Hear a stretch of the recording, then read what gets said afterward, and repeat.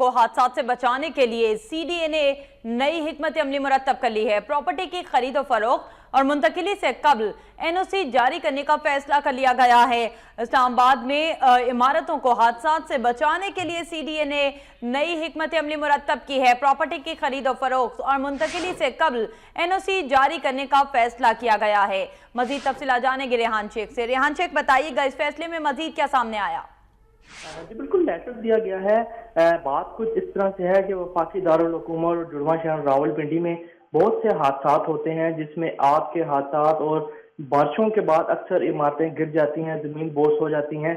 यह इमरजेंसी की सूरत में फायर एग्जिट जो इनका रास्ता नहीं होता, इस सिलसिले में CDA ने सख्त एक्शन लिया है। 2013 में भी कहा गया था जब भी कोई प्रॉपर्टी सेल होगी या ट्रांसफर होगी उससे पहले NOC जरूरी है, लेकिन उसके बाद इसको किसी ने अहमियत नहीं जानी। अब दोबारा उन्होंने सख्ती से रिमाइंडर कराया है और उसमें कहा है कि कोई भी जब इमारत निजी हो या प्राइवेट हो, जब उसको सेल करना है या ट्रांसफर मुंतकिल करना है तो उसकी NOC जरूरी है ताकि इन हादसात से बचा जा सके। इस सिलसिले में डायरेक्टर और जो इस्लामाबाद के मेयर हैं शेख अंसर, उनको भी आगाह कर दिया गया है।